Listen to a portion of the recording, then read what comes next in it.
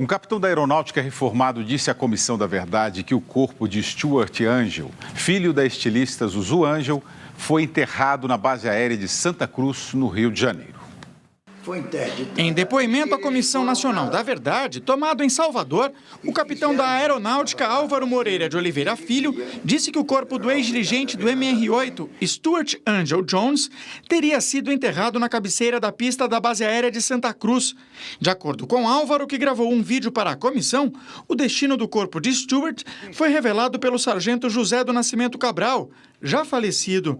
Através de dados fornecidos pelo Ministério da Defesa, a Comissão Nacional da Verdade constatou que Cabral era um dos militares de plantão em Santa Cruz em maio de 1971, quando Stuart foi morto.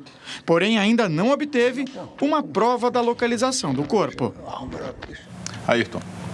Olha, esse episódio desse brasileiro americano, que ele tinha dupla nacionalidade, movimentou uma senhora, sua mãe, Zuzu Angel, que mais tarde morreu em circunstâncias altamente suspeitas, um acidente que não poderia ter acontecido naquele local.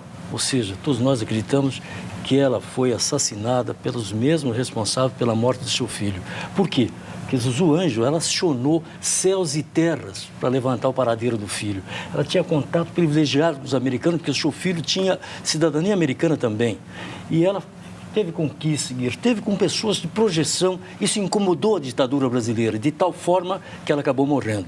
Stuart morreu de uma forma a pior possível. E agora está sabendo, os responsáveis, está dizendo o capitão aí, são aqueles que estavam neste local, que é onde foi enterrado o corpo, ou seja, responsável aeronáutica. Eu quero saber o seguinte: cadê as comissões de investigação e sindicância que as armas, ou seja, Exército, Marinha, prometeram, o ministro da Defesa anunciou que iam fazer as sindicâncias e até agora não temos notícia de nenhuma sindicância patrocinada pelos comandantes do Exército, da Marinha e da Aeronáutica. Cadê? Vão aparecer isso. Agora, eu sugiro, Polícia Federal, José Eduardo Cardoso, por favor, indique lá uns agentes para dar proteção a esse militar. Porque pode acontecer com ele o que aconteceu com aquele coronel que acabou morto por um ataque cardíaco. Ficamos sabendo pelo mesmo coronel que tinha uma injeção que ofereceram a ele, quando ele era da repressão, os agentes, uma injeção cujo diagnóstico seria morte por ataque cardíaco. É só uma questão rápida sobre esse tema. O Stuart Angel Jones, que era esse rapaz jovem e tal, ele foi arrastado na base aérea de Santa Cruz com a boca colocada no escapamento de um jipe, né? Foi dessa forma que ele foi assassinado tal. Dessa forma bárbara. Agora, é possível descobrir onde está? Claro que é.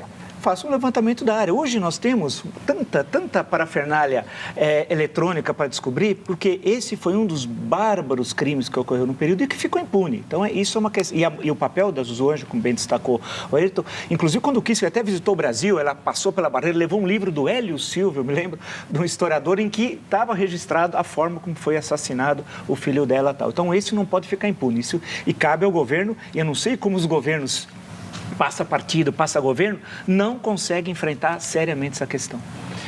Ayrton Soares, no bloco anterior nós falamos sobre a questão das punições aos militares, né, que abusaram durante o regime militar. Aí a Marilídia Puliero pelo Facebook. E quem vai punir os guerrilheiros que mataram, estouraram bombas, roubaram bancos e outros atos de violência? Olha, eu só queria informá-la que todos esses que praticaram atos que eles chamavam de atos revolucionários contra a ditadura militar têm a sua legitimidade, porque lutam contra um regime imposto e pela força, mas todos eles foram processados, os que sobreviveram à tortura e à morte, foram processados, condenados, banidos e agora estão sendo anistiados. Eles já pagaram, e pagaram um preço altíssimo durante todo o tempo da ditadura, especialmente os que ficaram banidos do exterior, sem falar nesses que eu vou repetir, foram mortos.